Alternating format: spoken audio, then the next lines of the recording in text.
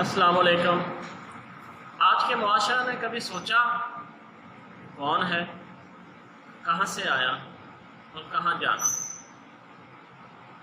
کیا یہ زندگی جس اصولوں پہ گزار رہا ہے یہ اللہ کے ہی اصول ہیں یا اس نے خود اپنے اصول بنا دیے؟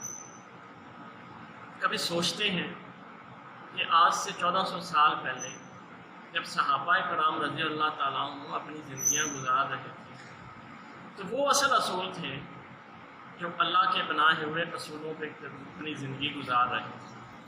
ہم کیا ویسے ہی ہیں؟ ہم ویسے ہی کھانا کھاتے ہیں، ویسے ہی اپنی آمدنی کے بارے میں سوچتے ہیں، ویسے ہی ہماری محبت نبی کریم صلی اللہ علیہ وسلم سے ہے، ویسے ہی ہم اللہ تعالیٰ تک پہنچنا چاہتے ہیں، یا ہم ان سے بہت دور ہو گئے؟ ہم نے اپنی سوچ کو ویسا بنا لیا جیسا معاشرہ چاہتا تھا۔ تو یہ کس نے کیا؟ ہم کون سی تعلیم لیں؟ ہم کون سی تربیت لیں؟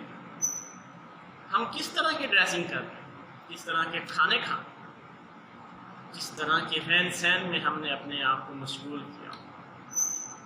ہم کتنے وقت اللہ کو یاد کرتے؟ کیا یقین سے کرتے ہیں اللہ کو یاد؟ دعا مانگتے ہیں تو کس یقین سے مانگتے ہیں؟ کبھی سوچا ہے کہ ہماری دعائیں قبول کیوں نہیں ہوتی؟ یا ہم صرف باتوں کے اوپر ہی اپنے آپ کو باتوں کے اندر انوالو کر کے بیٹھے؟ کون ہے ان سب کا ذمہ دار؟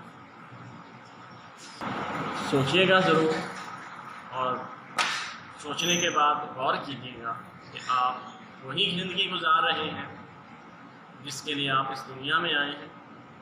کیا آپ نے اپنا رہن سہن بدل لیا اور اس امید پہ بیٹھ گئے کہ چلو آپ جو بھی کر رہے ہیں حساب تو ہونا ہے، آج بھی ہونا ہے، کل بھی ہونا ہے اور روز قیامت بھی ہونا ہے؟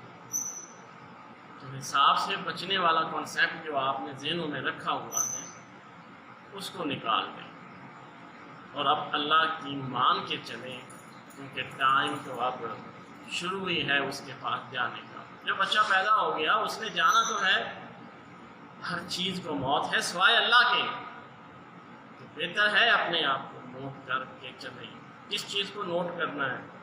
اپنی زندگی کے اصولوں کو، اور اس وقت تک مت بیٹھیں جب تک آپ اس بات پہ راضی نہ ہو جائیں کہ اللہ آپ سے راضی ہے۔ اور اللہ کب راضی ہوگا؟ جب اس کے اصولوں پر چلو گے۔ نہیں چلو گے تو جتنے مرضی بڑے معزز بنے پھرو، کچھ نہیں ملنا، اور واقعی ہی کچھ نہیں ملنا۔